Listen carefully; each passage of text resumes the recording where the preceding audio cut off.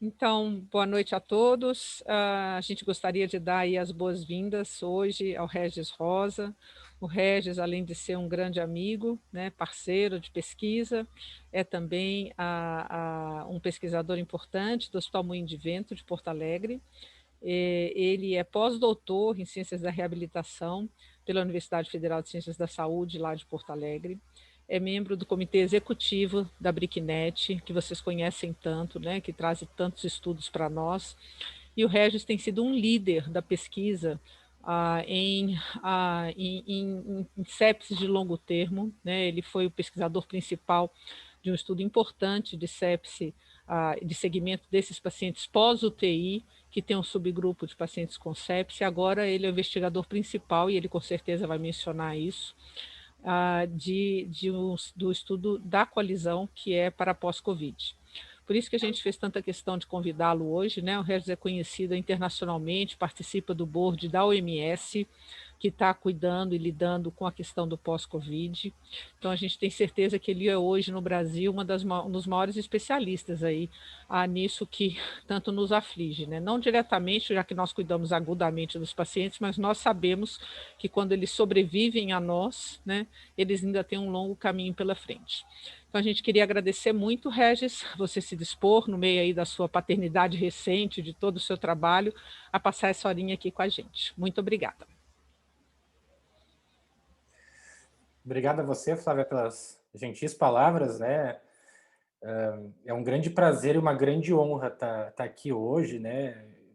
Participando de uma sessão, né? De uma universidade que eu tanto admiro, de um hospital que eu tanto admiro, né? Pelos esforços, né? Pela qualidade assistencial e também pela contribuição científica, né? Sou um grande fã do trabalho da universidade, um grande fã do trabalho do Hospital São Paulo, também da UTI de vocês, especialmente, né, da Flávia, assim, que eu vejo, que eu tenho como o grande ícone da terapia intensiva brasileira a ser seguido, né, não só em pesquisa, mas, né, em questões assistenciais e liderança. Então eu sou um grande fã aqui. Então, para mim é uma grande honra, assim, eu me sinto bastante lisonjeado, assim, de poder estar participando hoje, especialmente falar de uma temática tão importante para nós. Acho que todos nós temos grandes dúvidas em relação a isso. Eu espero que seja produtivo para todo mundo. Assim, eu acho que o principal dessa sessão vai ser o pós, a discussão depois, porque eu acho que eu tenho muito mais a aprender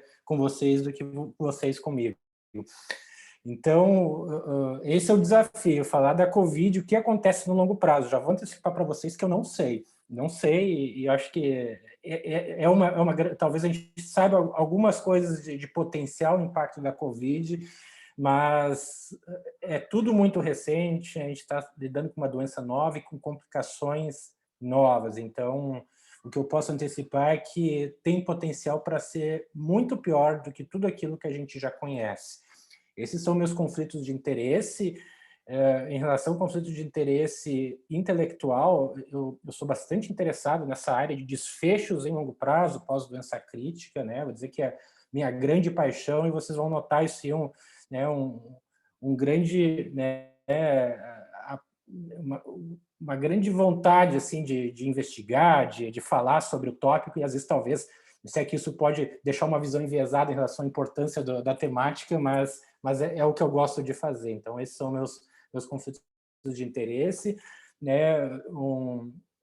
Tudo mais ou menos como eu penso, assim, e como a gente estuda. A gente tem uma linha de pesquisa em cuidados pós-UTI, né, aqui no hospital onde eu trabalho, no Hospital Moinhos de Vento. Dentro da BRICNET, a gente tem também uma linha de pesquisa, né, em pós-cuidados intensivos. Eu acho que o ILAS também, né, está crescendo. Esqueci de mencionar que eu estou no ILAS também, então, com maior orgulho agora, né, que a gente está começando também a implementar questões de pós-alta, ver um pouquinho com carinho esses desafios, né, também nos pacientes com sepse, né, e a Covid nada mais é, em muitos dos casos aí, né, um caso aí de pós-sepse, né, que a gente está vendo em longo prazo. E eu vou lançar um desafio aqui, ó, para quem fizer a questão mais interessante aqui no final né, no momento da discussão, no final da palestra, assim, eu vou mandar uma cópia desse exemplar, um livro legal, capa dura, bem bonitinho, as figuras são coloridas, assim, de síndrome pós-cuidados intensivos, né, eu vou mandar para o endereço da pessoa. A Flávia é que vai decidir qual é a pergunta mais interessante, aí a gente define no final, eu mando em casa, tá, gente?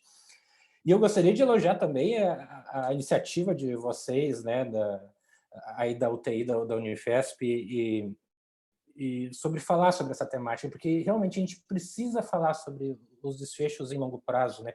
Eu costumo dizer que a gente está tendo uma pandemia de uma doença grave, uma pandemia de doença crítica a gente está tendo, e é esperado que a gente tenha uma pandemia de sequelas pós-doença crítica, e pelo menos é uma impressão pessoal, eu vejo muito pouca articulação em termos de saúde pública para a gente lidar com esse grande número de pessoas com incapacidades aí que a Covid, especialmente esses casos mais severos, pode estar gerando.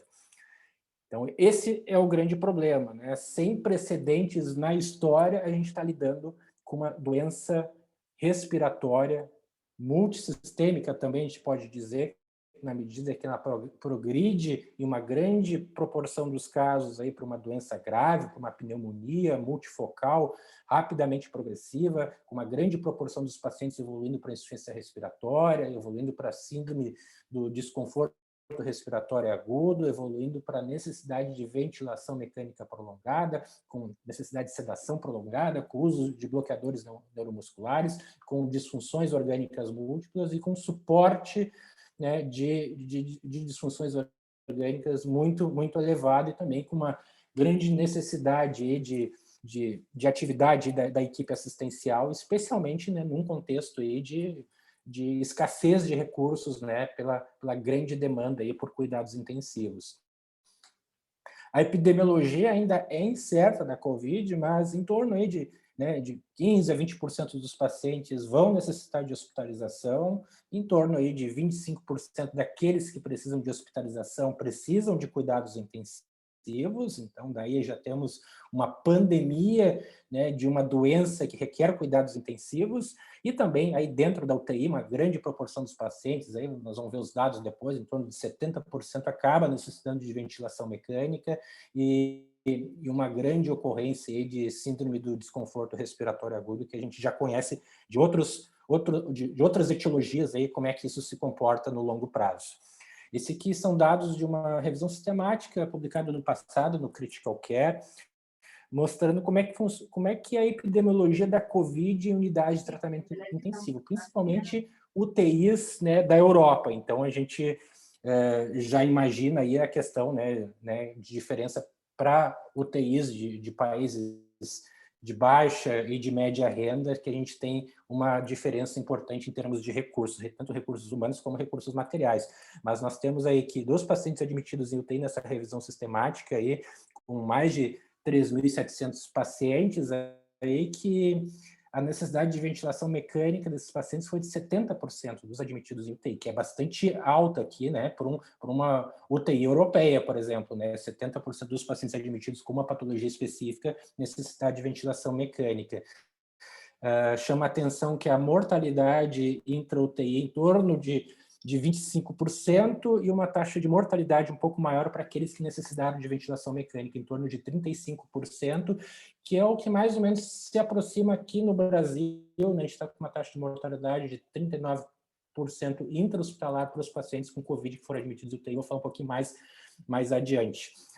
Chama atenção, é uma aula de longo prazo, mas uma coisa que eu aprendi com a doutora Flávia Machado é que se a gente não cuidar do curto prazo, se a gente não cuidar da doença crítica aguda, a gente não tem com o que se preocupar com pós-alta.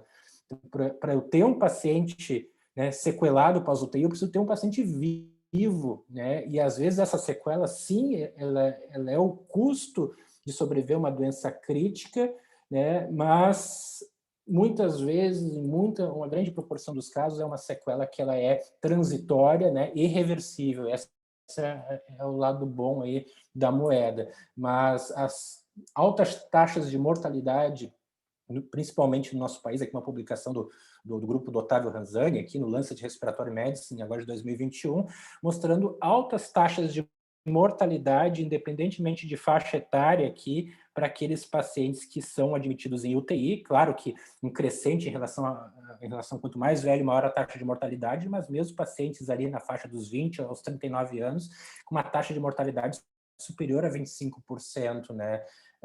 Que é um dado bastante preocupante. Se eu pegar dados de pacientes que foram à ventilação mecânica invasiva, notem que mesmo pacientes jovens, entre os 20 e os 39 anos, aí uma taxa de mortalidade em torno de 50%, e se eu chego naquela faixa etária dos mais idosos, lá com idade superior a 80 anos, lá eu tenho uma taxa de mortalidade muito próxima de 100% em ventilação mecânica, em torno de 90%. São dados, né, bastante preocupantes, né, e que exigem muitos esforços ainda, né, para a gente lidar com essa doença. A gente precisa de muitos esforços para prevenir a Covid, vacinação é um grande exemplo, muitos esforços para tratar aqueles pacientes na fase aguda, especialmente com formas graves de Covid, e depois nós vamos ter ainda grandes desafios em longo prazo para reabilitar os sobreviventes. Eu vou dizer que o dado da mídia geral, né, em relação aos recuperados, a gente tem uma estatística, né, que um momento virou uma jogada de marketing, né, por parte de políticos, independentemente de qual lado, assim, mas a gente falava em quem não morreu por Covid, taxa de mortalidade inicialmente, tantos por cento faleceram, depois eles começaram a dar o dado tantos por cento recuperado, mas me incomoda um pouco esse dado, porque o recuperado, né, é aquele paciente que não morreu na fase aguda por Covid, não morreu, né, nos primeiros ali 7 a 14 dias, né, então é um dado que me preocupa muito, né, e é claro que um paciente que sai da UTI, a gente tem que comemorar muito, porque ele venceu aquela estatística ali que era de chances contra eles, né? Imagina aquele senhor ali de laranja, ali. Imagina que ele tem 80 anos no Brasil, a chance dele morrer na UTI, se ele necessitou de ventilação mecânica, era em torno de 90%. Então, ele superou as estatísticas, está sendo vivo da UTI. Mas me preocupa essas imagens ali, com eu venci o Covid, e o pessoal saindo de cadeira de rodas, alguns saindo traqueostomizados, sem força para vencer a própria gravidade. Então, vou dizer que me preocupa. E me preocupa também aqui no meu estado, o pessoal comemorando muito. Não, o Rio Grande do Sul, a gente tem mais de 90% de recuperados, reflete a grande qualidade. Isso que foi antes da publicação do New York Times, que mostrou que Porto Alegre sucumbiu, né, e o Rio Grande do Sul como inteiro sucumbiu, né, a uma variante, né, a P1 da Covid, que levou um grande número de internações, sobrecarga do nosso sistema de saúde, né, e taxas de mortalidade em UTI em torno aí de 70% aí, durante um certo período do tempo. Então, me preocupa também o fato de termos mais de 90% de recuperados, porque isso significa que o desafio é ainda maior para a reabilitação desses pacientes. E, apesar de tudo isso que eu falei, né, o agudo da Covid, e funciona para diversas doenças críticas, provavelmente ele é apenas a ponta do iceberg. A gente está falando aqui em taxas de mortalidade intra-hospitalar ou em 28 dias, sendo que existe um grande racional, uma grande plausibilidade biológica em, pelo menos nesses pacientes que tiveram Covid com formas graves, a gente tem uma grande incidência de incapacidades físicas, de saúde mental, incapacidades cognitivas, grandes taxas de rehospitalização, de mortalidade nos primeiros anos ali que se seguem a alta hospitalar da internação por Covid, e com grande impacto em qualidade de vida, em saúde social, como retorno ao trabalho, retorno aos estudos, dessa pessoa voltar a ser produtiva para a sociedade, e também um grande impacto aqui em custos aqui para os nossos sistema de saúde, especialmente nosso sistema público de saúde, aí, o SUS, aí, com gastos, né, para cuidados de pacientes com incapacidades que são tipicamente duradouras e com um grande estresse financeiro, não só para a família, mas também para o sistema de saúde. E como diria o filósofo Platão, morte nem sempre é a pior coisa que pode acontecer a uma pessoa. Dependência física, demência, dor crônica intratável, incontinência ou isolamento social são elencados pelos próprios sobreviventes de doença crítica como estados piores do que a própria morte. Muitos pacientes que sobrevivem a uma doença crítica, eles preferem morrer a ter uma dessas condições. Nesse contexto de doença crítica, e eu ressalto isso, eu bato nessa tecla, porque a Covid é uma grande geradora aí de doença crítica, aí, como a gente está vendo pelas estatísticas.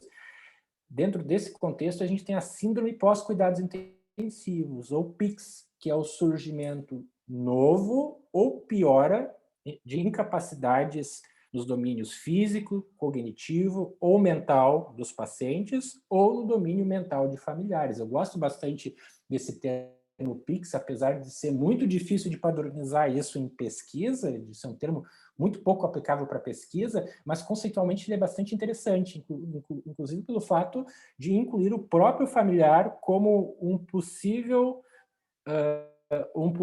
sequelado, né, da doença crítica. E aqui as sequelas relacionadas à doença crítica muito tem a ver com a severidade da doença, com a patologia de base que levou o paciente ao estado crítico, e também com os tratamentos utilizados para salvar a vida da pessoa na fase aguda, como, por exemplo, ventilação mecânica, sedação profunda e prolongada, bloqueador neuromuscular, entre imobilidade, que às vezes são características inerentes até à própria condição clínica do paciente, foge muitas vezes do nosso controle, por mais que a gente queira não sedar os nossos pacientes, não usar bloqueador neuromuscular, né, minimizar o tempo de ventilação mecânica, né, e imobilizar precocemente. A gente viu aí com a Covid, vocês provavelmente também sentiram na pele o quanto foi difícil, né, manter aquilo que a gente gostaria, né, de não dar benzodiazepina, que eu acho que era quase impossível, a gente só não dava benzodiazepina quando faltava, eu acho, no mercado. Então, acho que foi a minha prática, que muitos pacientes precisavam aí de bloqueador neuromuscular por assincronia.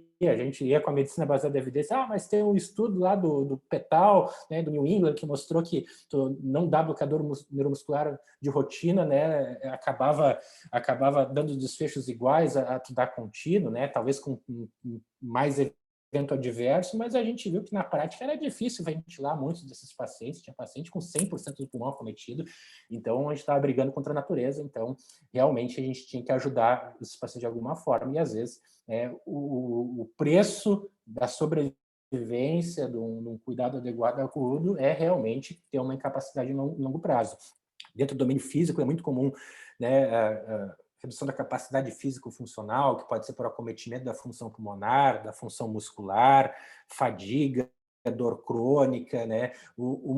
Acho que uma das incapacidades muito subdiagnosticadas, né, e subestimadas é a disfagia do paciente pós-doença crítica, especialmente esses que entraram em ventilação mecânica. Eu desconfio que deva ser um dos grandes causadores de morte pós-alta desses pacientes é a disfagia por pneumonia aspirativa. Disfunção cognitiva é comum nesses pacientes, principalmente acometendo o domínio de memória, atenção e velocidade de processamento mental, que são características muito importantes para essa pessoa voltar a ser produtiva, né, no mercado de trabalho. A gente fala tanto em retomada da economia, e a gente está vendo muitos jovens sendo acometidos por formas graves de Covid, e a gente vai precisar desses jovens como força de trabalho até mesmo para retomada da economia do nosso país, né? E saúde mental, né? Ansiedade, depressão, estresse pós-traumático, alterações do sono, né? Para a família aqui incluiria também luto patológico aqui como, né, sequelas dentro aí da síndrome pós-cuidados intensivos, que pode acontecer em pacientes sobreviventes de Covid, esses pacientes que necessitaram de UTI, especialmente esses pacientes que necessitaram de ventilação mecânica.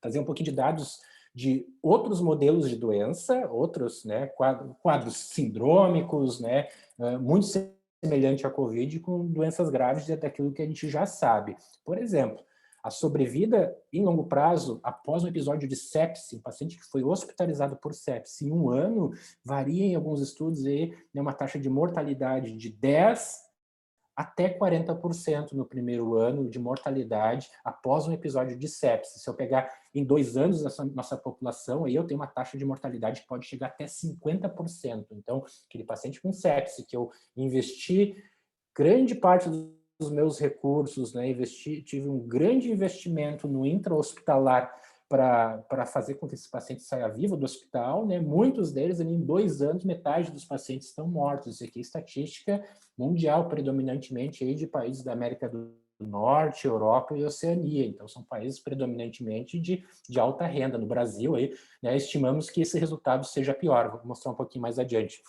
Esse aqui é um resultado do estudo Qualidade de Vida Pós-Alta da UTI, é um estudo conduzido pelo Moinhos de Vento, junto com a BRICNET e o Ministério da Saúde, para ver desfechos em longo prazo, em um ano, em pacientes egressos de UTIs brasileiras. Então, 10 UTIs espalhadas aí pelo território nacional, com pelo menos uma representante de cada uma das 5 regiões geopolíticas do Brasil, contribuíram com pacientes para esse estudo. Um estudo observacional, mais de 1.600 pacientes foram acompanhados, e chama a atenção que 28% dos pacientes, quase um terço dos pacientes, no primeiro ano pós-alta hospitalar, por doença crítica, e aqui doença crítica permanecer 3 dias ou mais na UTI, acabaram vir a óbito nesses primeiros 12 meses. E chama a atenção que a maior densidade dos óbitos ocorre nos primeiros 3 meses ali pós-doença crítica. E outro dado que surpreendeu, e para mim surpreendeu muito assim, nesse estudo brasileiro, foi que a principal causa de óbito desses pacientes pós-alta, pacientes gerais pós-UTI pós-alta, são doenças infectos contagiosas. Os pacientes morrem de sepse, né? Tanto por imunossupressão, às vezes, principalmente essas taxas de mortalidade por doença infecciosa precoce, né, que a doença infecciosa tem um papel ainda maior nos primeiros 30 dias pós-alta, por exemplo, por infecção não controlada ainda no intra-hospitalar. Muitos desses pacientes, em torno da metade desses pacientes, têm infecção pelo mesmo patógeno, no mesmo sítio que causou, por exemplo, uma infecção que esse paciente tinha antes, né, esse é dado de paciente com sepse, mas doença infecto-contagiosa é a principal causa. Muito devido à imunossupressão dos pacientes, essa imunossupressão é multifatorial, né?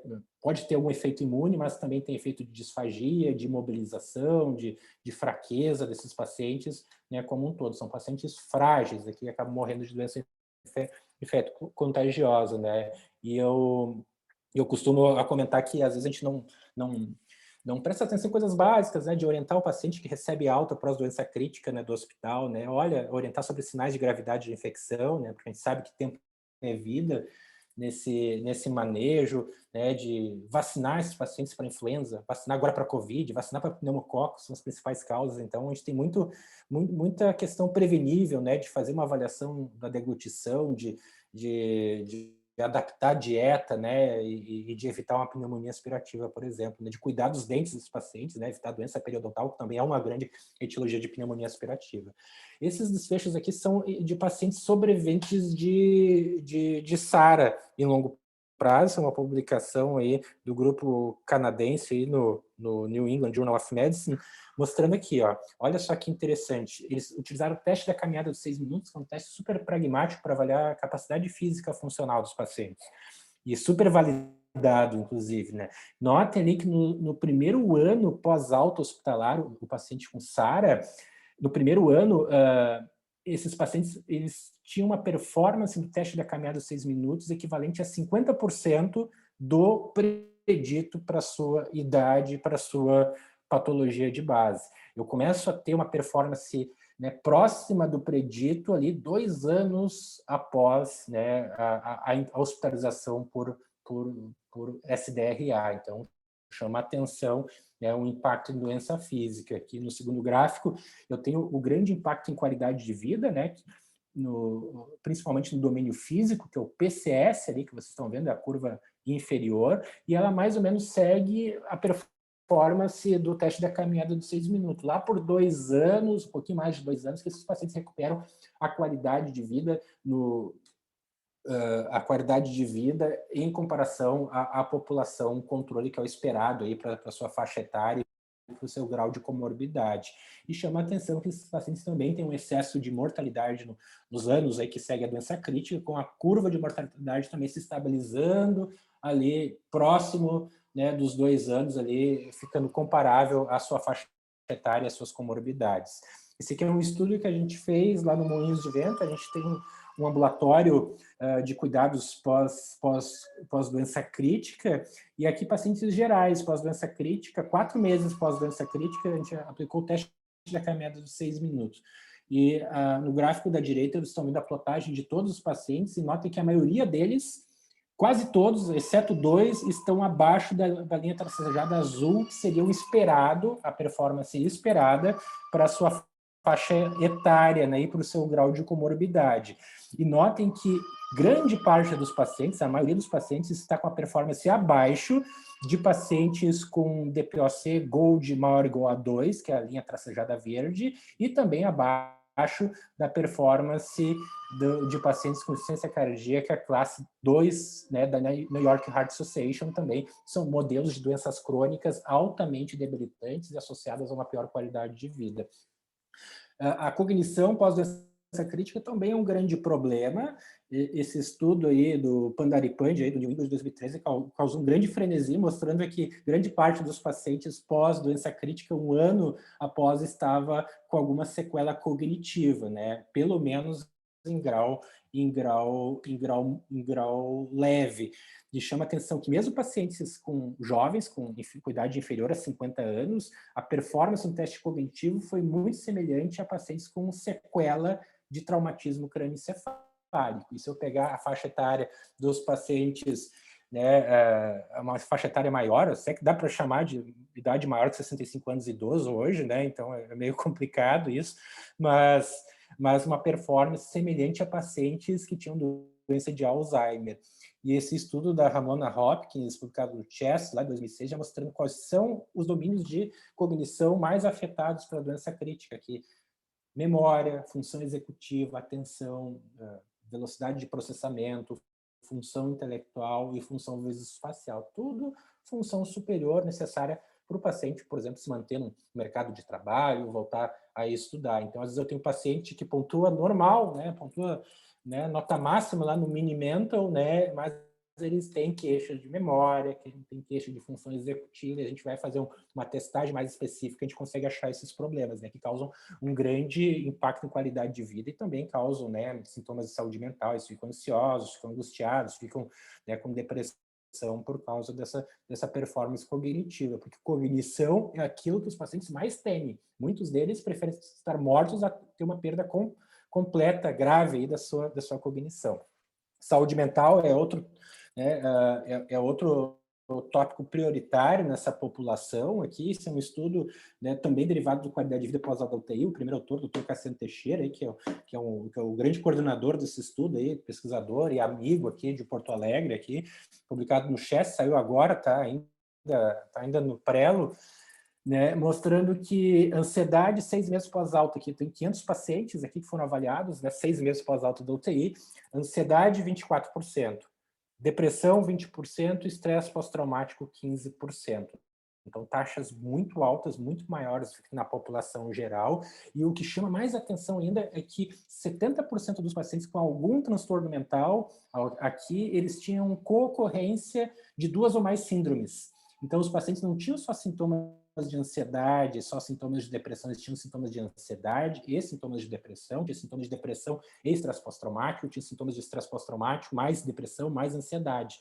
E o que chama atenção, você pode dizer, será que não tem overlapping aí de síndromes, não estão medindo a mesma coisa? Talvez, mas o que chama atenção, independentemente disso, é que quanto mais sintomas de síndromes diferentes os pacientes apresentavam, maior era o impacto no SF12, no domínio mental, que vocês estão vendo, é o gráfico mais da direita ali, em qualidade de vida. Então, quanto mais acúmulo de sintomas de saúde mental e de diferentes síndromes aqui, maior é o impacto na qualidade de vida desses pacientes. E qualquer uma dessas condições de saúde mental, ansiedade, depressão, estresse pós-traumático, em relação a não ter uma dessas condições pós-UTI, se associou a uma pior qualidade de vida e uma diferença que não é só estatisticamente significativa, é clinicamente relevante, do score SF12, né, seja no domínio mental e, o mais importante, no domínio físico também, porque saúde mental, ela impacta na capacidade de reabilitação dessas pessoas, elas ficam mais imóveis, é muito difícil reabilitar um paciente que está com um problema aí de saúde mental. E, para finalizar essa questão de saúde mental, um estudo agora publicado agora no BMJ, agora em 2021, mostrando que pacientes sobreviventes dessa crítica têm um risco aumentado aí de suicídio. Então, não era novidade para quem já tratava esses pacientes, que muitos deles apresentam depressão grave, né, transtorno mental grave, então o risco de suicídio ele era esperado nesses pacientes, né? Esse estudo só veio confirmar isso.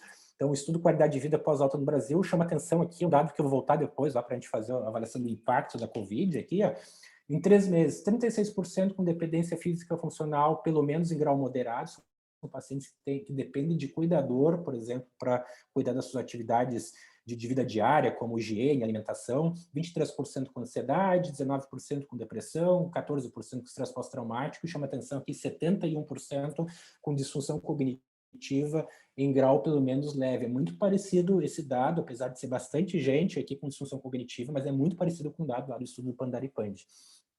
E chama atenção também, de novo, qualquer uma dessas incapacidades físicas, cognitivas de saúde mental associada a pior qualidade de vida, tanto no domínio físico como no domínio mental.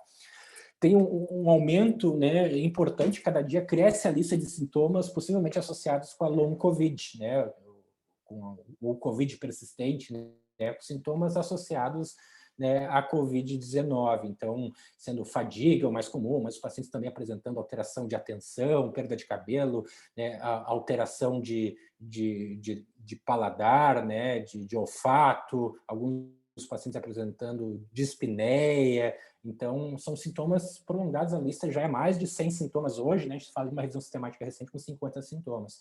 A Organização Mundial da Saúde tem tratado isso como condição pós-Covid, e eu gosto desse termo porque ele não necessariamente ele implica em causalidade, porque a gente não sabe se isso tudo é devido à mediação, né, por doença crítica, por gravidade, ou se eventualmente a gente possa ter um papel, né, pontual específico da infecção pelo SARS-CoV-2. Parece ter, sim, mas esse termo não se compromete. Mas tem se propagado cada vez mais o termo long COVID, porque é um termo que vem dos pacientes acometidos, aquelas pessoas pós-Covid que estavam relatando sintomas. Então ele tem, é um termo que tem bastante bastante válido frente àqueles que estão apresentando a síndrome. A Organização Mundial da Saúde, né, em agosto de 2020, no ano passado, começou a reconhecer essas consequências da Covid em longo prazo e traçou algumas prioridades. Reconhecer aqueles pacientes sequelados, reabilitá-los e pesquisar sobre o tema. A gente precisa entender aqui causalidade, fatores de risco, potenciais tratamentos aí para COVID long, né? E, inclusive, foram criados códigos no CID-10 e no CID-11 para identificar condição pós-Covid ou long Covid, isso para facilitar a pesquisa, para facilitar, inclusive, o pagamento, fontes pagadoras aí em relação às sequelas pós-Covid. Os cuidados após doença aguda da Covid foram incluídos no guideline da Organização Mundial da Saúde, manejo em Covid. E mais recentemente, a Organização Mundial da Saúde ela tem criado grupos de trabalho para facilitar, né, a pesquisa em pós-Covid. É um tópico prioritário. Acho que quem quer se dedicar à pesquisa é uma grande oportunidade de publicar em bons journals. Aí, e a Organização Mundial está tentando uniformizar a definição de caso, o que é sequela pós-Covid, o que é long Covid, definir também um core mínimo de desfechos para poder avaliar de uma forma compreensível esses pacientes e a gente ter comparabilidade e também ter capacidade de sumarização desses dados. A notícia ruim dessa história é que parece que eu possa ter outros fatores implicando aqui na long COVID que não sejam apenas aqueles relacionados à doença crítica, como disfunção orgânica, ventilação mecânica, medicamentos, como a gente comentou, sedativos, bloqueadores neuromusculares, esteroides ou imobilização.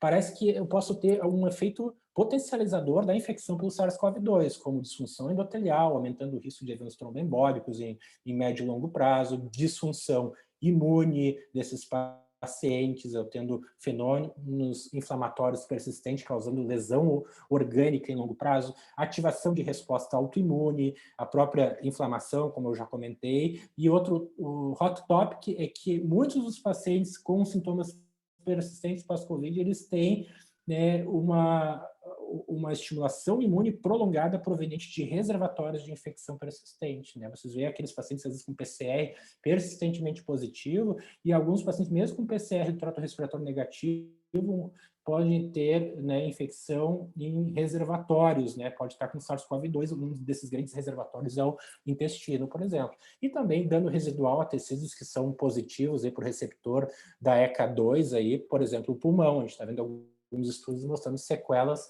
pulmonares nessas populações. Então, tem potencial para ser muito pior. Alguns estudos aí específicos de COVID, por exemplo, esse estudo aqui americano, né, publicado no JAMA em 2020, vendo rehospitalização pós-Covid. Então, são 1.775 sobreviventes de Covid nos Estados Unidos, são pacientes de um plano de saúde aí dos militares da reserva nos Estados Unidos, então uma mediana de idade bem alta, 70 anos aí, 12% desses pacientes foram tratados na UTI, então não são pacientes extremamente graves aí, né? E em 60 dias, 20% foram readmitidos no hospital e 9% morreram, uma taxa alta, que a gente já conhece de outras doenças. E as principais causas de rehospitalização, chama de atenção, 30% é COVID, relacionada à COVID. Então, é bastante. 1/3 dos pacientes que rehospitalizaram por uma COVID ainda não bem, né, por complicações relacionadas à COVID. E a segunda causa de rehospitalização, sepsis, aquilo que a gente estava falando, da imunossupressão, da doença crítica, soma aí os tratamentos que a gente está utilizando, porque o tratamento da fase aguda da COVID está se direcionando cada vez mais aí para a imunossupressão desses pacientes, né? Então, chama atenção. E mais, a terceira causa é pneumonia. Então, se eu somar esses três aí, eu tenho como sepse, né? É sepse, né? A principal causa de rehospitalização desses pacientes, né? Esse outro estudo também americano, aí, de uma iniciativa de Michigan, aí, de mais de 30 UTIs, aí, com 1.250 sobreviventes aí de Covid-19, também aqui pacientes com uma média de idade aí mediana de idade de 62 anos, pacientes pouco mais jovens do que o estudo anterior, 13% tratados na UTI, então também são pacientes não muito graves, e 12% desses pacientes receberam alta direto por uma casa de cuidados, esses pacientes, né? Não é muito comum no nosso meio, nos Estados Unidos eles têm, né, hospitais de reabilitação, então receberam alta aí para se recuperar, estavam muito doentes para ir para casa, esses pacientes. A taxa de mortalidade em 60 dias foi, para aqueles que sobreviveram, a hospitalização foi de 6,7%, vocês vão ver que esse dado é parecido com o da coalizão depois, e aqueles pacientes que foram tratados na UTI, taxa de mortalidade pós-alta aqui de 10% em 60 dias, é uma taxa alta, né? E a taxa de rehospitalização em 60 dias foi de 15%, então também é uma taxa alta de rehospitalização precoce desses pacientes, né? Insuficiência cardíaca, aí, que é um grande modelo, uma das doenças que mais causa rehospitalização, aí, em 30 dias a taxa de rehospitalização gira em torno aí, de 5% a 6%, por exemplo, né? Então, que é uma taxa alta, né?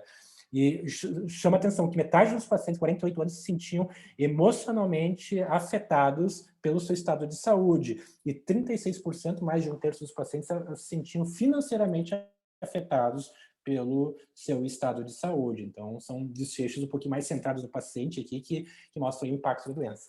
Gosto bastante desse estudo chinês, publicado no Lancet, aqui, com um segmento aí de 6 meses após a alta hospitalar, 1.733 pacientes. O único contra desse estudo, que é um estudo unicêntrico, aqui no hospital de Wuhan, na China, né, e foram os primeiros a publicar, foram os primeiros a ter caso também, uma mediana de idade de pacientes mais jovens, 57 anos, já mais próximo da corte brasileira, que eu vou mostrar em seguida, apenas 4% tratado na UTI, são pacientes não graves aqui por Covid, tá?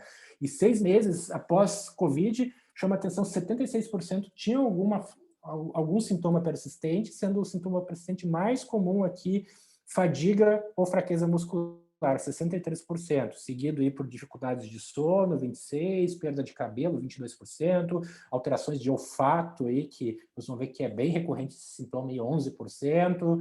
Então, são esses sintomas. E chama a atenção que uma proporção desses pacientes foram chamados a fazer o teste da caminhada dos 6 minutos, e que 23% dos pacientes no teste da caminhada dos 6 minutos, 6 meses pós alta hospitalar por Covid, uma população que não teve Covid grave, apresentava uma performance abaixo do esperado para a sua faixa etária e comorbidades. E chama atenção também que daqueles pacientes que fizeram uma avaliação espirométrica, né, e de difusão de CO2 mais detalhada em 6 meses, variava de 22% a 56% a prevalência de distúrbio da difusão do monóxido de carbono. Então, que é uma difusão do monóxido de carbono inferior a 80% do predito. E isso significa, basicamente, dificuldade de oxigenar o sangue, que é a principal função aí do pulmão. E notem que quanto mais grave o paciente, durante a sua hospitalização. Quanto mais grave, maior era o acometimento da capacidade de difusão do monóxido de carbono, aí passando de 22% para aqueles pacientes que não precisaram de oxigênio em nenhum momento, até 56% para aqueles pacientes que precisaram ou de ventilação mecânica, ou de ventilação não invasiva, ou de high flow durante a sua hospitalização. E chama a atenção que, independente da gravidade, os pacientes aí, em torno de 50% apresentavam alguma cicatriz radiológica daqueles pacientes que fizeram tomografia de alta resolução, e a maioria das cicatrizes eram relacionadas a cicatrizes fibróticas do pulmão, aí, e a gente já sabe aí desse potencial risco, tem plausibilidade biológica para a fibrose pulmonar em longo prazo desses pacientes. Vou mostrar um pouquinho dos dados da Coalizão Covid Brasil, que é um estudo de corte prospectivo aninhado em 5 ensaios clínicos randomizados, está sendo conduzidos aí, e está desatualizado hoje, são 72 centros que contribuem para o Coalizão 7 aí, e acompanha pacientes adultos sobreviventes de hospitalização por Covid-19, com um follow-up aí de 1 ano e avaliação como desfecho primário de qualidade de vida relacionada à saúde e também de outros desfechos em longo prazo importantes aqui. Então, são aqueles participantes adultos que foram envolvidos em alguns estudos da Coalizão Covid Brasil, cujo objetivo primário era avaliar algum tratamento específico em potencial para Covid, como hidroxicloroquina, azitromicina, dexametasona, anticoagulação, ou até mesmo tocilizumab, e esses pacientes desses estudos que receberam alta vivo do hospital, né, eles são seguidos, né, por até 1 ano através de entrevistas telefônicas estruturadas, realizadas 3, 6, 9, 12 meses. Já chama a atenção que muda bastante, porque muitos desses estudos da coalizão foram truncados em 28 dias. Então, a taxa de mortalidade do estudo é diferente da taxa de mortalidade intra-hospitalar. Muito paciente que estava vivo em 28 dias acabou falecendo durante a mesma hospitalização, né, porque esses pacientes ficam graves. É talvez um viés de segmento que a gente tem nesses estudos que avaliam imunossupressão. Vejam com cuidado, a impressão que eu tenho é que morre todo mundo de sepsis no hospital depois. Mas isso é temático para discussão. E se falarem que eu disse isso, eu desminto. Brincadeira à parte, aí, então, seguindo, né, até esse momento, uma análise preliminar que foi demandada até pela própria Organização Mundial da Saúde. Os pacientes aí foram incluídos 4 estudos, o Coalizão 1, que avaliou hidroxicloroquina, o Coalizão 2, que avaliou azitromicina, o 3, que avaliou dexametasona, e o Coalizão 6, que avaliou tocilizumab. 1.006 pacientes elegíveis, no momento que a gente que a gente gerou essa análise de dados, 931 avaliados em 3 meses, 776 avaliados em 6 meses. Nossa população é a média de idade mais jovem dos estudos, ali, 52 anos de média. As comorbidades mais comuns eram hipertensão, diabetes e obesidade. O tempo mediano entre o início dos sintomas e a inclusão no estudo é de 7 dias. Notem que, de acordo com a escala de severidade do OMS, 38% no momento da inclusão estavam hospitalizados sem necessidade de oxigênio, 46% hospitalizados recebendo oxigênio por máscara ou catéter nasal de baixo fluxo, 4% estavam hospitalizados recebendo high flow ou ventilação não invasiva. A gente estava numa primeira fase da pandemia que estava muito com medo de se utilizar high flow ali ou ventilação não invasiva, e 10% estavam já no início precisando de ventilação mecânica. A taxa de necessidade de ventilação mecânica durante a hospitalização foi de 23%, então isso é a corte mais grave daquelas que eu mostrei até agora, né? Os chineses era 4%, os americanos variavam em torno de 10%, a taxa dos pacientes que precisaram de UTI. A nossa taxa é 23% de ventilação mecânica. E com um tempo mediano de ventilação mecânica de 11 dias e um tempo de hospitalização para toda a população, incluindo aqueles que não precisaram de ventilação mecânica, de 9 dias. Mas vejam a grande variabilidade do intervalo interquartílico. Olha a ventilação mecânica, 11 dias de mediana, mais o percentil 25 de 7 dias. Então, muito pouco paciente ficou abaixo aí de 7 dias de ventilação mecânica e o percentil de 75 de 21 dias, né? Então, 3 semanas aí de ventilação mecânica, que é bastante para essa população. Primeiro dado que preocupa, a taxa de mortalidade. Para corte como um todo, em 6 meses, aqui é 6,9%. Mas quando eu estratifico por necessidade de ventilação mecânica, olha só, 24% de mortalidade nos primeiros 6 meses pós-alta, naqueles que precisaram de ventilação mecânica, contra 2% só daqueles que não precisaram de ventilação mecânica. Taxa de rehospitalização cumulativa em 6 meses, 16% para corte como um todo, que é a coluna azul, coluna laranja, 40% de rehospitalização não planejada para aqueles pacientes que necessitaram de ventilação mecânica durante a hospitalização e 10% apenas para aqueles pacientes que não precisaram de ventilação mecânica. Aqui também o status físico-funcional avaliado através da escala de atividades instrumentais de vida diária de Lawton-Brody. Essa escala avalia atividades simples, como cuidar das finanças, cuidar da higiene, cuidar da alimentação, né, usar o telefone, por exemplo. Então, uma escala de atividade funcional bem básica. E a gente pode tratar aqui como uma queda de 1 ponto, como uma queda clinicamente importante. E notem que tem o gráfico das mulheres à direita e dos homens à esquerda.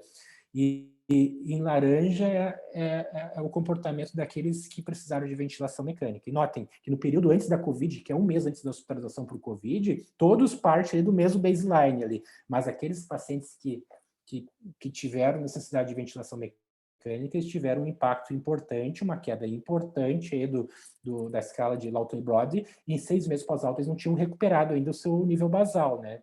Persistindo com scores significativamente, né, inferiores a pacientes que não precisaram de ventilação mecânica. Para homens é o mesmo comportamento. Taxas de transtorno mental bastante altas aqui, eu tenho 3 meses, 22% de ansiedade, 17% de depressão e 14% de estresse pós-traumático. Em 6 meses, 22% de ansiedade, 19% de depressão e 11% de estresse pós-traumático. Parece que pouco muda dos 3 para os 6 meses, e chama atenção ali em 3 meses, aqueles pacientes que precisaram de ventilação mecânica tiveram mais transtorno de estresse pós-traumático em relação àqueles que não precisaram, 21 versus 2%, talvez devido, eu estou especulando aqui, né, a exposição a fatores de risco aí para TEPT, principalmente como sedação, né, deve ser uma proxy aqui de sedação, essa necessidade de ventilação mecânica. E eu gosto bastante desse dado do EQ5D, da escala análogo visual, que é realmente a percepção. Tu pergunta para o paciente, de 0 a 100%, quanto é que tu acha que está a tua qualidade de vida hoje? Notem que aqueles pacientes da coorte geral, 70 deram uma nota de 7, né, as 3 meses pós-alta da UTI, e uma nota de 8, de 0 a 10 ali, 6 meses pós-alta. Já aqueles que precisaram de ventilação mecânica deram uma nota de 5. Estava uma percepção ruim aqui de qualidade de vida aqui, né, 3 meses pós-alta, e uma nota de 7, que então não é grande coisa, também 6 meses pós-alta, mostrando o impacto em qualidade de vida. E também aqueles pacientes que precisaram de ventilação mecânica, em relação aos que não tiveram durante a hospitalização, tiveram uma taxa mais lenta de retorno ao trabalho, ao estudo, tanto em 3 como em 6 meses, em relação a aqueles pacientes que não precisavam de ventilação mecânica. Notem que em 6 meses, 20% daqueles que trabalhavam e necessitaram de ventilação mecânica não tinham voltado ao trabalho, ainda estavam afastados por motivos de saúde. E essa talvez seja a notícia ruim, saiu agora, recentemente, na Nature Medicine, né, uma das primeiras coortes aí com pacientes não graves, pacientes que não hospitalizaram por Covid e que ficaram em isolamento domiciliar, né? São pacientes jovens ali, né, até por essa característica da coorte ali, 43 anos, né, de mediana de idade, e notem que 55%, né, na primeira coluna de todos ali, apresentava algum sintoma persistente 6 meses pós-alta, sendo os principais sintomas ali dispneia, fadiga, alteração de tato, de paladar e de olfato, alterações de concentração e alterações de memória também, né? E claro, quanto mais velho eram os pacientes, aí, maior era a ocorrência aí de muitos desses sintomas aí. Então, mas mesmo pacientes jovens ali, de 16 a 30 anos, né? Não estou pegando as crianças, 16 a 30 anos ali. As crianças têm muito pouco ali, 16 pacientes, mas 16 a 30 anos ali, eu tenho paciente ali, 52% com sintomas, eu tenho 13% de dispneia em pacientes jovens, 16 a 30 anos, eu tenho 28% de alteração de olfato, eu tenho 21% de fadiga, então eu tenho distúrbios de memória e concentração em 11% e 13% respectivamente. Então são taxas bastante preocupantes. Esse aqui é um survey que ainda não está publicado, está em pré-print ainda, e que fez um caso controle, na verdade, né, que utilizou essa metodologia de survey para avaliar a cognição de pacientes que não tiveram Covid e tiveram Covid. Os que não tiveram Covid eram os controles, né, entre aspas, aqui, saudáveis aqui, e a performance no teste cognitivo foi pior para os pacientes, né, Covid, e quanto maior a gravidade, né, maior foi pior foi a performance do teste cognitivo aqui, chamando a atenção outro aqui que talvez, né, a gente tenha um impacto maior do que aquele relacionado com a doença crítica. Eu gosto de fazer cálculo, gente. Agora com essa onda de botar dinheiro fora na bolsa de valores, aí vamos fazer um valuation de tudo isso que está acontecendo aqui. Então, vou pegar aqui o database do TIs brasileiras, né, aqui é uma parceria da MIB com a BrickNet, tem o site ali, dá para fazer um monte de cálculo legal.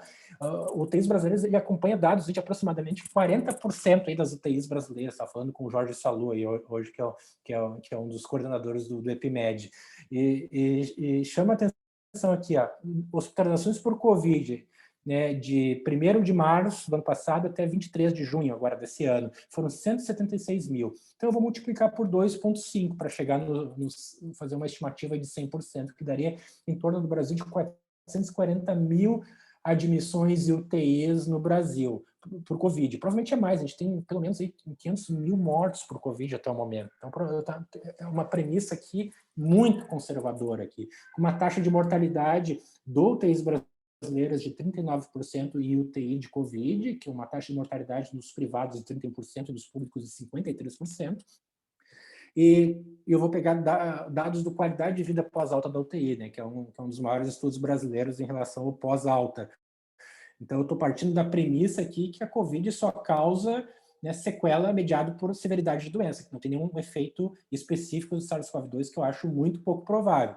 Então, uma taxa de mortalidade em um ano de 28%, dependência física de 36%, ansiedade de 23%, depressão 19%, estresse pós-traumático 14% e disfunção cognitiva de 70%. Então, de 440 mil internações eu tenho por Covid, eu tenho uma taxa de mortalidade de 39%, que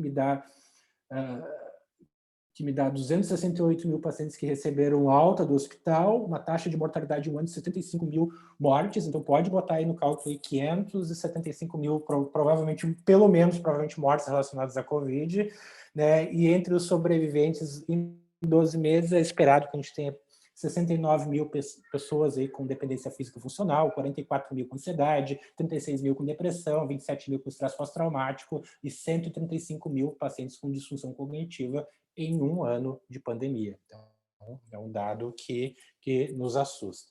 Então, concluindo, até para a gente abrir para a discussão, uma importante proporção dos pacientes com Covid pode manifestar sintomas persistentes e com grande potencial de impacto em qualidade de vida e uso de recursos, independentemente da severidade da doença crítica da Covid. Então, fadiga, dispneia, alteração de concentração de memória, alteração, né, de olfato e de paladar também. A gente ainda não sabe, não tem estudo, se existe algum potencial, por exemplo, né, de long Covid naqueles pacientes que tiveram doença assintomática. A gente não sabe, mas tem racional, né, plausibilidade biológica para isso. E aqueles pacientes com Covid crítico também manifestam, né, incapacidades físicas, cognitivas e saúde mental que são tipicamente duradouras e com grande impacto em qualidade de vida e custos no pós-alta.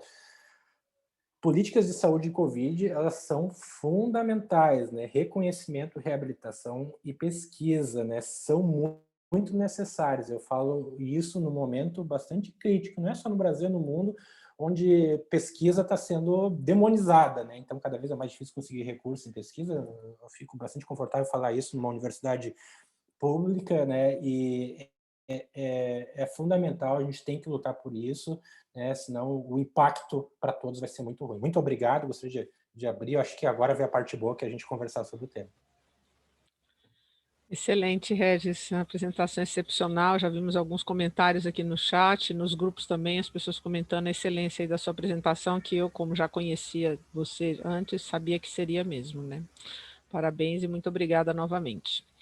A gente já tem algumas perguntas aqui, Regis. Nós temos uma pergunta que, depois de parabenizar, fala que que é interessante esses dados que os doentes morrem da mesma infecção e do mesmo agente. E aí pergunta um pouco sobre se a gente, então, não deveria manter mais tempo de antibiótico nesses doentes do que esses 5, 7 dias que a gente está fazendo. e já emenda numa pergunta sobre se esses pacientes podem apresentar, né, a CARS, né, e outras causas de imunossupressão, e se o bundle ABCDEFG é suficiente para reduzir esse estresse pós-traumático. Basta, a primeira pergunta dá um seminário, acho que dá para fazer dá para fazer um simpósio aqui, é fantástica, excelente pergunta. Vamos lá, assim... Não é pós-traumático, síndrome pós-UTI, né, na verdade, PICS. Isso. Vamos ver, eu vou começar aqui, ó, pelo antibiótico prolongado. Não sei, eu acho que tem que botar no ensaio clínico. Eu acho que os estudos que avaliam tempo de antibiótico, a gente deveria avaliar um tempo, um horizonte de desfecho, pelo menos como desfecho secundário, um pouco maior, né, para poder, especialmente nesses pacientes que apresentam com formas graves, que apresentam com sepse, né? A gente sabe que grande parte dos pacientes com COVID, eles fazem infecção nosocomial, fazem PAV, né? Esses dias eu fiquei apavorado, porque eu trabalho em 2 hospitais privados, eu estava num plantão, eu estava com 10 pacientes, e os 10 pacientes tinham pneumonia associada à ventilação mecânica, os 10 pacientes com COVID tinham, então um desastre, né? E todos muito graves, e muitos deles morrendo por causa de um evento prevenível aqui. A questão da CARAS, né, eu acho que tem potencial para ter, mas tem outros fatores convertidores também. A gente está usando muito imunossupressor e por tempo prolongado, assim, as pessoas, quanto mais grave o paciente, a gente tem o viés da indicação, o pessoal acaba utilizando o corticóide por mais tempo, leva para uma tomografia, e acham a BUP, né, e dão mais tempo e pulsam os pacientes, né? Então a gente tem paciente com muitos fatores e soma-se a isso, ventilação mecânica prolongada, aumento do risco de distúrbio de deglutição, de pneumonia aspirativa, doença periodontal, que aumenta o risco também de pneumonia aspirativa. Muitos desses pacientes são complexos com dispositivos invasivos, né, prolongados, né? Então chama atenção. Eu acho que, em vista desses dados, eu acho que a primeira coisa bem simples que a gente pode fazer é educar esses nossos pacientes. Está recebendo alta do hospital pós-Covid, uma internação prolongada, nessas características da UTI, orienta, educa, né? Olha, a gente tem que cuidar com a infecção no pós. A gente tem que cuidar com a infecção. A gente tem que, né, orientar eles a procurar. Que nem a gente faz com o paciente oncológico, o paciente tem quimioterapia, ou se tiver febre, tu vai correndo para o hospital. Se tiver tais sinais, tu vai correndo para o hospital. Quem sabe que tempo é fundamental, né? Então, às vezes o paciente ficou 3 semanas em ventilação mecânica e ninguém fez uma avaliação de deglutição para ver se ele não tem risco de fazer a aspiração, né? Então, isso é fundamental, adaptar a dieta, né? Cuidar também da nutrição, reabilitação física, que isso também pode ter um potencial para prevenir, né, esses eventos de infecções. O bando do ABCDFG, gostei do G ali, porque o G é bem novo, né, de Good Sleep, né, que acrescentaram ao bundle agora recentemente, mas eu acho que é talvez o mínimo que a gente possa fazer hoje, né? Não sei se é o suficiente, né, porque eu acho que é o mínimo que a gente possa fazer para prevenir esses eventos, e tem um estudo do Gabriel Eras aí, de prevalência de delírio UTIs da Europa e Estados Unidos, né, 90% são UTIs da Europa e Estados Unidos, mostrando que eles não conseguiam mobilizar os pacientes, familiar não tinha na UTI, né, não conseguiram manter essas questões básicas da BCDF, então foi um grande desafio, mas eu acho que é o mínimo que a gente possa fazer, mas talvez tenha outras coisas, a gente tem que cuidar dessa transição do cuidado. Eu vejo nas nossas UTIs brasileiras um cuidado excelente nas UTIs de reabilitação, um cuidado subótimo na enfermaria pós-alta da UTI, e são largados a Deus dará no pós-alta, né? Não existe handover com assistência primária para seguir um planejamento de reabilitação para prevenir a deterioração da saúde no pós-alta. Acho que o ABCDF é no mínimo, mas a gente tem muitos outros desafios ainda. Tem perguntas interessantes sobre o papel do cuidados paliativos, Regis, na PICS, né?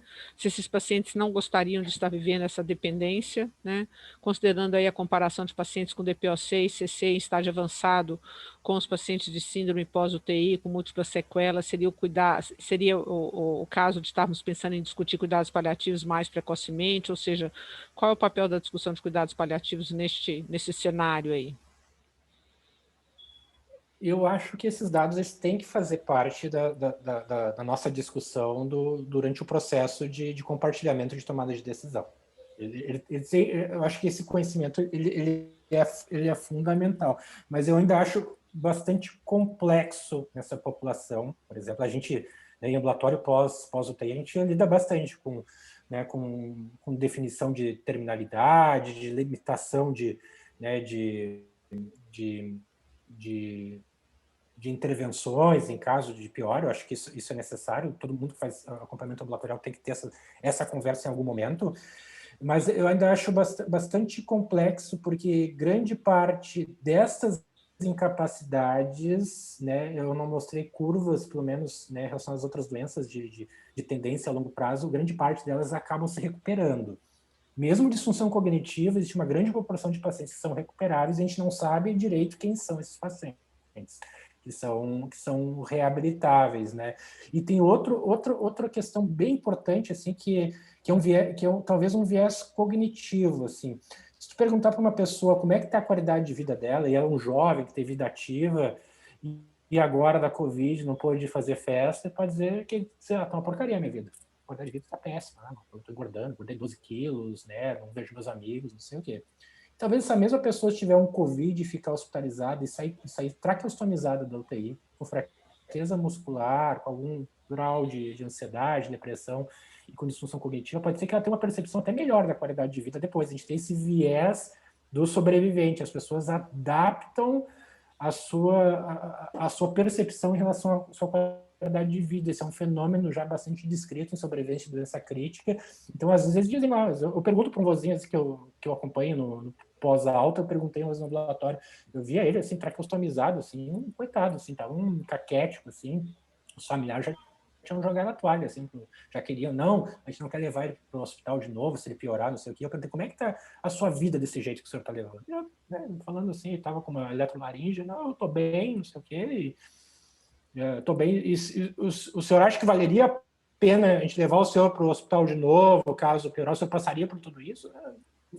Então é uma equação, acho que a gente tem que discutir, a resposta é sim, 100%, né? Mas a decisão é muito difícil, muito difícil. Tem que ter muito insight do paciente, do familiar, que respeito à autonomia, é complicado. Tem o comentário da nossa fono Bianca aqui sobre isso, né? Que ela gostou muito dessa sua menção da reabilitação, da disfagia, né? E ela comenta exatamente isso, né? Da dificuldade que é para os pacientes com tráqueo, que é pelo processo de reabilitação ser longo, né? Que demanda muito tempo, paciência e colaboração. Não há uma pergunta específica, mas é interessante o comentário dela. A gente tem uma pergunta seguinte do Vitor, que trabalha aqui no nosso ambulatório pós-Covid e tem visto muita heterogeneidade em relação à gravidade dos pacientes e aos sintomas de 30 dias, né? Pacientes que não são graves, internados na enfermaria, que os oxigênio comum são mais sintomáticos até do que os pacientes intubados pronados. E queria um comentário seu nesse sentido, né? Será que é o histórico do paciente que impacta nessas sequelas? O que define isso aí em relação ao histórico dele com relação ao desenvolvimento da doença?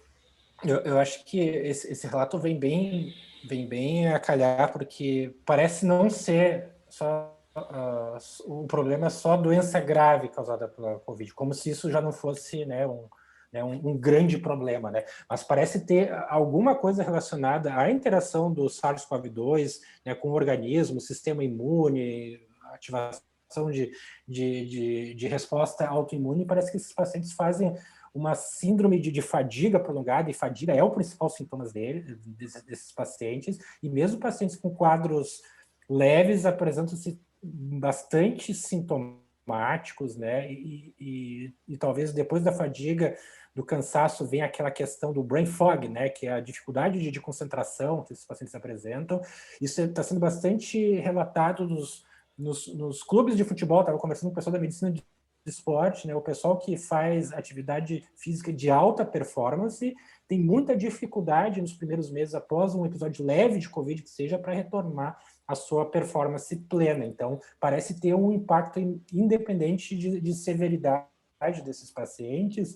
E outra talvez fato que eu custei aprender, mas aprendi quando eu abri um ambulatório de pós-UTI aqui no Moinhos, que a gente atendia pacientes da rede pública, né, pacientes do Hospital de Clínicas de Porto Alegre, do Hospital Conceição, que são hospitais públicos que a gente começou a ver que os pacientes que iam ao ambulatório eram aqueles pacientes menos graves, né? Eles diziam, será que não existe essa síndrome pós-UTI? A gente começou a rastrear os que não iam e a gente viu que os pacientes mais graves eram aqueles que não tinham condições físicas, né, nem sociais de ir até um centro de reabilitação, mostrando a importância, né, da montanha e ir até Maomé, nesses casos de reabilitação. Muitos dos pacientes não têm condições de ir até um centro de reabilitação. A importância de como programas como Melhor em Casa, aí, de expandir isso, aí, de dar fisioterapia, fonoterapia, de dar acompanhamento psicológico, seja remotamente ou em casa para esses pacientes. Muito bem, eu tenho uma pergunta também, Regis, que eu acho que imagino que eu saiba a resposta, mas vamos lá, acho que vale a pena discutir. No estudo, do que os pacientes pós-Covid estão morrendo, Regis? Eles estão morrendo de piora das doenças de base ou eles estão morrendo de novos eventos sépticos? O que você diria? Não sei se a gente já tem dado concreto sobre isso, né? Nós Eu não sabemos posso que os abrir. Fala. Eu não posso abrir os dados do Coalizão ainda, né? Senão não tem surpresa, eu sei, mas eu não não estou tem perguntando do surpresa. Coalizão, eu estou perguntando no mundo. Quer dizer, o que a gente já sabe sobre isso? Porque eu não acho que a literatura saiba do que esses pacientes estão morrendo. Os pacientes sépticos, a gente sabe do que eles estão morrendo, né? Eles estão morrendo de novos eventos sépticos, né? Eu vou falar com base, eu acho que a gente sabe, do paciente crítico, né? E talvez com uma. E também com base que eu estou vendo no dia a dia, assim, atendendo paciente na UTI e no pós-alta também.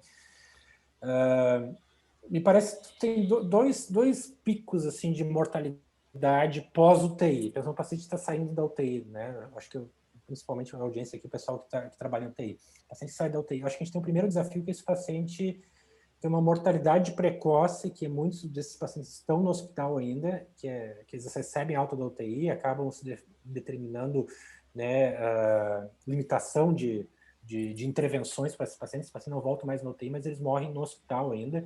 Eu acho que uma fase aguda ainda muito, muito proeminente, e depois uma fase mais tardia pós-alta hospitalar. A gente teria dois picos de mortalidade, um na enfermaria pós-UTI e depois um segundo pico aí, bimodal, aí, né, após a alta sendo maior um pouquinho nos primeiros 3 meses, depois, mas se mantendo elevado ainda nos primeiros 2 anos. Eu acho que tem muito potencial para ser doença infecciosa, né, a principal causa de mortalidade, né, na fase precoce e também na fase tardia, talvez com um peso maior na fase precoce de doença infecciosa, né, imunossupressão, né, necessidade de grandes fatores de risco para infecção nosocomial desses pacientes, aí, pelo grau de invasão que eles acabam necessitando, né, e o longo prazo aqui, mais tardiamente, talvez eu tenha um peso um pouco maior das doenças de base, das comorbidades, né? Se eu pegar principalmente a primeira fase da pandemia, onde internaram mais pacientes, né, idosos, quando a gente não tinha imunização dessa faixa etária. Quanto mais tardio no curso aí do doença crítica, talvez eu tenha um peso um pouquinho maior das comorbidades, mas estudos têm mostrado que tem efeito independente da doença crítica grave por até 2 anos ainda. Não, perfeito, Regis. Eu queria te agradecer aí novamente, né? Excelente apresentação, né? Eu acho que fez bem a nós todos ter um pouco dessa visão do que acontece com os nossos pacientes. Acho que esse seu último comentário foi muito propício, né? Nós aqui temos visto sim, né? Principalmente com aqueles pacientes que permanecem na UTI por tempo prolongado, que infelizmente eles não têm alta hospitalar, né? Eu acho que isso é uma realidade não só nossa, e é importante a gente ouvir isso de você para que a gente não fique pensando que isso é um problema somente do nosso hospital, né? Acho que a mortalidade pós-alta intra-hospitalar é uma realidade de todos, porque esses pacientes são realmente muito graves, né? Você quer dizer para mim quem que você quer dar o seu livro? Olha, eu achei as perguntas fantásticas, assim, mas vou dizer que a pergunta que mais me balançou foi dos cuidados paliativos, porque é algo talvez que a gente conversa, faz muito, mas eu vejo muito pouco escrito assim nesses modelos de clínicas pós-UTI. Eu acho que é algo fundamental para a gente pensar, para a gente abordar, para a gente perguntar para os pacientes, né, indagar, né? Parece meio atrasado a gente falar em terminalidade, às vezes, né, para um paciente que é egresso de UTI, mas em algum momento isso tem que ser feito, né? Isso deveria ter que ser feito uma atenção primária, né? Como, né, o que as pessoas querem para sua vida, porque eu acho que vocês também apresentam isso aí, a gente chega com os pacientes onde nunca foi tocado no assunto, depois para o manejo de UTI, então a gente acaba tendo uma grande chance aí de empregar tratamentos fúteis aí, e causar um grande dano para o paciente, para a sua família e também para os sistemas de saúde, né? Perfeito, Regis. A gente teve duas perguntas de cuidados paliativos, uma do Fernando, que é o nosso coordenador, e outra da Laura, que é a nossa residente. Então, eu acho que você poderia encaminhar o seu livro para, se o doutor Fernando concordar, para a Laura, nossa residente. Perfeito. Perfeito. Aguardo, depois eu acho que a Flávia pode mandar o contato aí, da Laura, aí eu encaminho o livro Aí para a ela Laura. deixa o Fernando ler, correto, Fernando? Correto, pode deixar. Parabéns. Vamos ver se a Laura se estimula, né? Estuda pós-UTI, vem se tornar pesquisadora, falta pesquisadora em pós-UTI, né? A gente, não existe exército de um homem só, né? A gente precisa, tem muitas oportunidades, vamos estudar, fica o convite para as outras pessoas também, pode ser para os mais sêniores também, né? Vamos construir isso junto. Eu acho que a gente precisa crescer como especialidade, eu acho que eu acho que a terapia intensiva é uma especialidade que evoluiu tanto, eu acho que uma das que mais evoluiu, mas é uma especialidade tão nova, eu acho que não tem 70 anos de idade, e eu acho que a primeira fase de a gente reduzir mortalidade, a gente conseguiu, ver as taxas de mortalidade por sepse, a Flávia vai me xingar, mas pelo menos fora do Brasil a gente tem visto reduzir, né? No Brasil talvez ainda não, a gente tem muito desafio no agudo, né? No SARA vem reduzindo, e a gente está criando, a gente tem que ter essa responsabilidade de não apenas reduzir mortalidade, mas devolver o paciente para a sociedade, e pesquisa, a gente precisa muito disso, né? Fica aqui meu apelo aqui para a gente convencer, para a gente votar bem depois no futuro também, né, para a gente ter verba de pesquisa para estudar essas coisas, porque um país sem pesquisa é um país que infelizmente não vai para frente, né? Perfeito. Tá ótimo. Acho que tem só obrigados aqui, a Laurinha comemorando que ganhou o livro, né? E muitos cumprimentos a você. Muitos cumprimentos para você.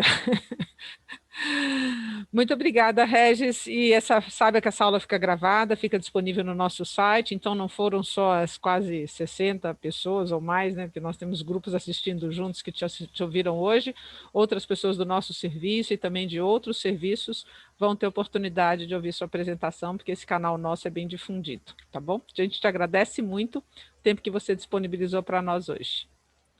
Obrigado, Flávia, e obrigado por todos que estiveram presentes aí. Eu acho que foi muito legal aí, e é bilateral esse sentimento. Eu também me senti muito confortável hoje e gostei muito de participar da sessão aí, altamente qualificada aí da UTI de vocês. Muito obrigada, Regis. Boa noite a todos. Até a próxima.